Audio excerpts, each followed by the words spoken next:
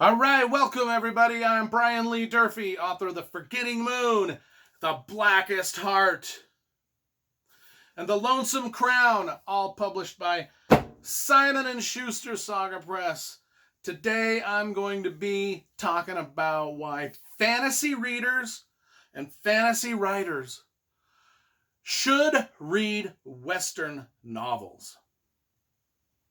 It's a series of videos I'm going to do. Why should fantasy readers and writers read Westerns, mysteries, thrillers, nonfiction, science fiction, horror, historical fiction? We're going to go a whole series on this. This is part of my writing advice stuff. Not only is it part of my writing advice, but it's part of...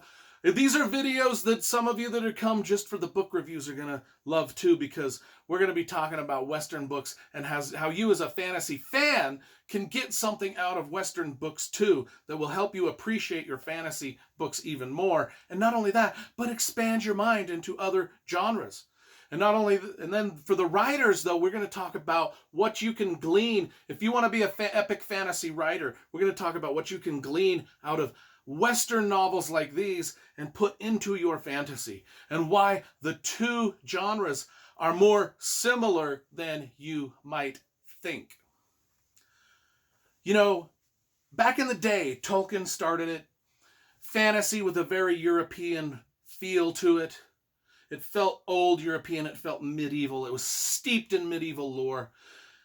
And that's kind of the way it was through the 70s and 80s with the Sword of Shannara, Game of Thrones, Wheel of Time. A lot of these books were very centered in, English history, Welsh history, Irish history, German history, French history, Italian history, all of that. Very European in its flavor and tone. I mean, this isn't until, recently where fantasy has been allowed to sort of branch out into Asian mythology or African mythology or Indian mythology, and that's all a good thing.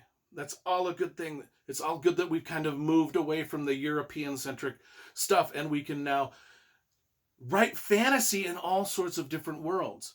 Well, just like those early fantasies by Tolkien and Terry Brooks and Stephen Donaldson were steeped heavily in the mythology of Europe and some of the historical things that happened in England and all that. Well, the United States has its own mythological lore, its own mythology. And that is the Old West. Much like England had the Vikings and the pagans and the people who built Stonehenge and all the different battles and kings and queens and different rivals and clans throughout time, the United States has had its own mythology built up in the the 1800s through our expansion into the West, where we got the cowboys. We've got the adventurers. The cowboys are almost like the medieval knights, the Texas Rangers, the gunslingers, the taverns are similar. The saloons of the Old West, similar to the taverns of medieval time. The wilderness, just the creatures in the wilderness, the bears and the cougars, all things that they had not seen before. And they're adventuring into lands that they do not know about, that are filled with massive mountains and huge canyons like the Grand Canyon, and you're seeing this stuff for the first time in America, and it builds up a big mythology. And then you've got an ancient race that already lives upon this land, and you don't know whether they're friend or foe, and you make a lot of mistakes, and it's just... America has its mythology, much like these other countries, like China has its mythology. Europe has its mythology. And we've got to tap into, and these Westerns tap into that mythology and magic every bit as much as fantasy novels tap into the mythology and magic of Europe and Asia and all these places. Westerns tap into the American mythology. Because if you've ever been to the desert, you know that there is magic in those red rocks. If you have ever floated on the Green River through Utah and Colorado, and you have floated on that river, and you have seen the majestic red rock cliffs rise up on either side of that river, and you're just in a little raft on that green river, and these majestic cliffs are rising thousands of feet up on either side, and that river has cut a path right through them. You can see the hawks up there. You can feel the wind howling through that canyon or whispering through that canyon. And you can feel the spirits and the magic currents of the Old West are alive. And it doesn't matter whether you're on the Green River or if you're down in Zion's Canyon or if you're at Monument Valley or if you're at Mesa Verde, where the ancient Indians built all those cliff dwellings. It doesn't matter where you go in the Old West. You're out there and you can feel those magic currents every bit as much as you can feel them if you're in Scotland or in the Lake Districts of England and you're in the middle of a stone circle that the ancient pagans had built. You can feel that in America. And the authors of these books, the Larry McMurtrys, the Louis L'Amours, the Zane Greys, they capture this stuff.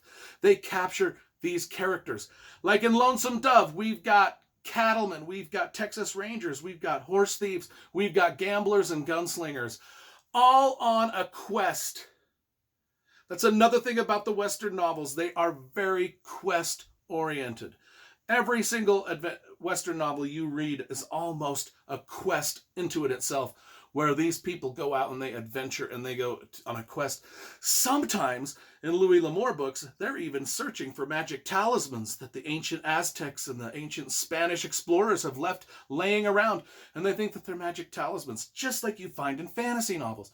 And then in Lonesome Dove, we've got all these Texas Rangers and gunslingers and horse thieves and cattlemen driving across. They're driving cattle from Texas up to Montana, and it is a quest every bit as exciting as the Fellowship of the Ring. And you've got characters every bit as interesting as Aragorn and Boromir and Legolas and Gimli and Gandalf and the Hobbits in this quest. And you can consider these Texas Rangers and some of these gunslingers as knights. I mean, they're every bit the adventurers that the knights were.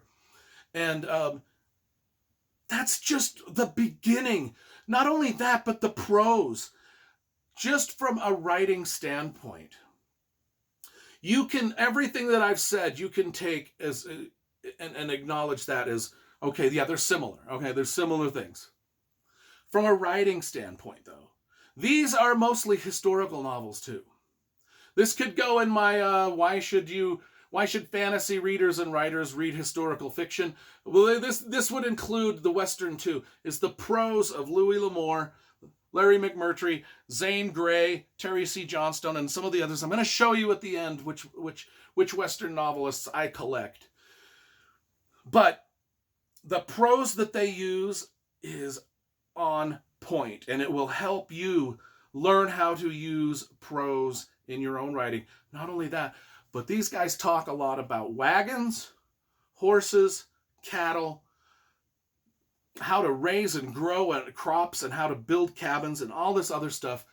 And warfare, ancient warfare, they talk a lot about this stuff that you can use. All this research they've done, you can glean a lot from it. So when you're writing your fantasy book and you need to know about certain horses and what they can and can't do, or certain wagons and what they can and can't haul, or certain cattle and what their purpose is for, and certain just different things altogether, you can glean a lot of information just from these books.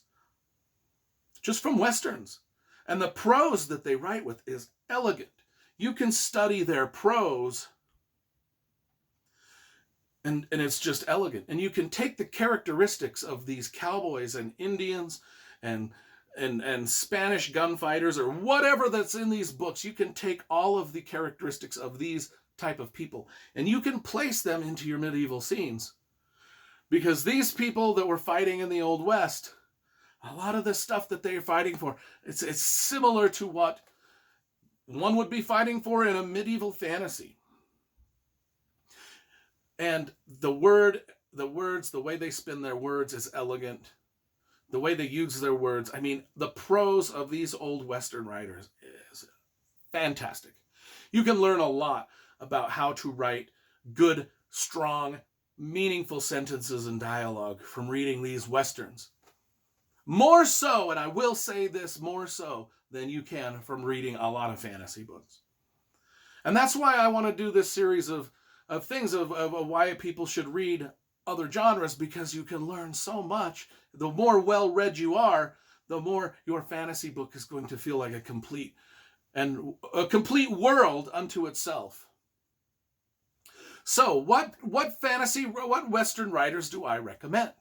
Well, I read about a handful. I mean, I've kind of sampled about everybody out there, and I've kind of boiled it down to about half a dozen Western writers that I actually collect everything they do. And so I'll show it to you right now. I mean, I collect Louis L'Amour, which you can see all my Louis L'Amour books there. I collect Terry C. Johnstone. You can see my Terry C. Johnstone. I collect Larry McMurtry. You can see the Larry McMurtry books.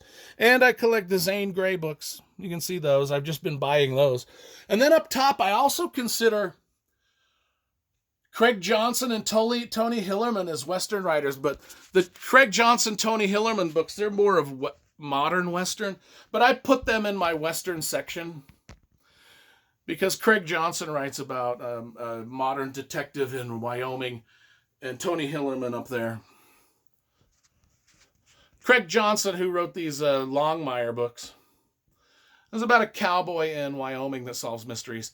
And then Tony Hillerman writes these Lephorn and Chi novels that take place on the Navajo Reservation, with the Navajo Reservation Police. And I think those are Westerns too. So they're more modern Westerns, but that's kind of my Western collection here, you know.